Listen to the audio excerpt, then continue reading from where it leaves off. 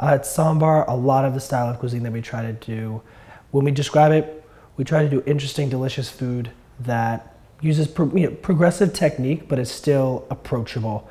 We try to focus on using local ingredients as much as possible and obviously as high quality as we can source. My philosophy of cooking is very similar to what we do at Ssäm Bar.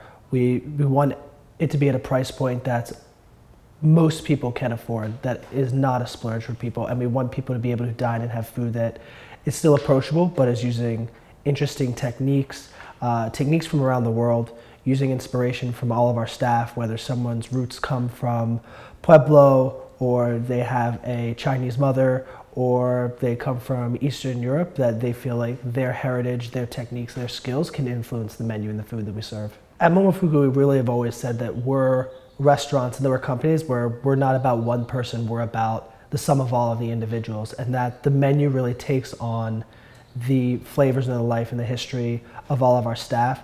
So a great example could be, we put a dish on our brunch menu the other day, and it was recently Chinese New Year, and a traditional dish that one of my sous chefs has that his mother makes is with eggs, ketchup, and rice cakes.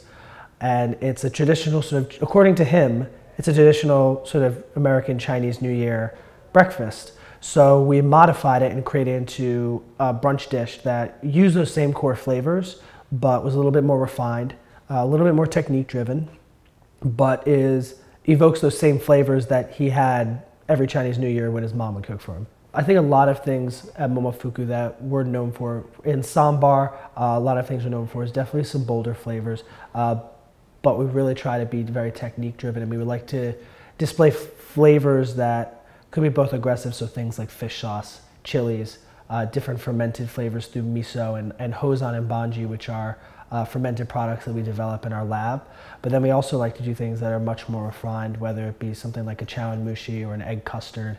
So we really see ourselves more of restaurants and kitchens that are about versatility than are about singular focus. I think for the educated guest, it's very exciting. It's really engaging to see something new, to experience new flavors, different flavors, to have one dish on a menu that is very, very heavily influenced by Japanese cuisine, another one that might be have Italian technique, but maybe Chinese flavors.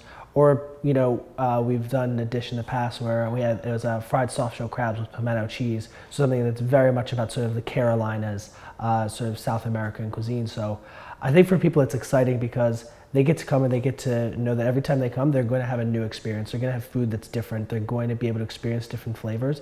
And for me, I think it's exciting for the guests, and it's especially exciting for the staff to be able to cook with that kind of versatility. I'm really excited to be here for World of Flavors 2015. It's an opportunity for me to represent Momofuku, to talk about our concepts, to talk about our ideas, and show some of the flavors and things that we work with, but also to, one, meet new people and how their philosophy impacts what they do, as well as reconnect with some people that I've worked with in the past throughout the world, and see how their philosophy has changed maybe since we've worked together. One of the dishes that I demoed today that is really exciting is a chawanmushi dish. It's a dish, chawanmushi is basically a Japanese egg custard, a dashi with eggs steamed.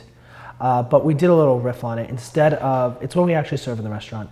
Instead of it being very classic Japanese, the influence and the flavors of the dish are very heavily French. The original concept of the dish was poached eggs, brown butter, mushrooms, and spinach, which you think about those flavors, you think French. But basically, instead of a poached egg, we've done an egg custard with bonito and kombu, giving it and presenting it in a Japanese manner, but we've done it with, again, brown butter, chanterelle mushrooms, purslane. So giving a flavor profile and an influence on us when we made the dish being very French, but our interpretation, our technique has become Japanese. So for that, that's a lot of the way we look at the food, and we take inspiration might come from one cuisine and technique from another, or vice versa. I think what really tries to define my culinary style is having versatility. I don't want to be a chef that's based off of one cuisine or only worked in one style of restaurant.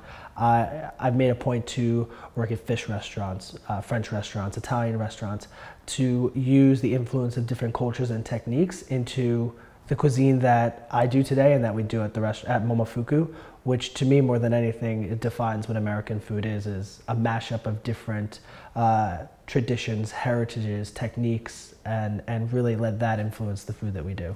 I would say more that what I would want people to take away when after they eat at the restaurant is really just more of a base level of enjoyment. We want people to be happy. We want people to enjoy the food. We want them to feel that the food is interesting, is different, but it's still approachable. We don't want to be that restaurant where you get a plate in front of you and you look at it and you're not sure if that's really food or not. So it's we want people to see a variety of techniques. I think it's very important when people dine out at a restaurant that there should at least be dishes or things they see that they don't feel like they could do at home or they don't feel like they could pull off. So I think in that sense, we really do want to be very technique driven, because if someone's coming in and they think they could pull off those techniques very easily, especially if they're not a professional, then we're not doing enough to give them a reason for why they've gone out to a restaurant or paying a lot of their money if they feel like they could do it themselves. So we want people to feel the value, to see the technique, and to know that the food that was created is delicious, but a lot of work has been put into it. I think the two most important things I would advise someone who's just getting into it is, one is to figure out what it is they want, where they want to go as far as this career. There's a lot of different things to do in food service or in the culinary world. And then two is be determined. There's no such thing as no. There's no such thing as you can't do something or you can't get better at something. My first several jobs I got by knocking on a door and asking someone to let me work for them for free. And that was how I built my career. So if I was discouraged at the no's or thought that because I was less skilled than others and didn't keep working hard, I wouldn't get to where I am. So determination is a big factor. I guess the only other thing kind of that students should really know and really be prepared for is if you want it, you have to work for it, and that's the number one thing. Don't expect anything to be given to you.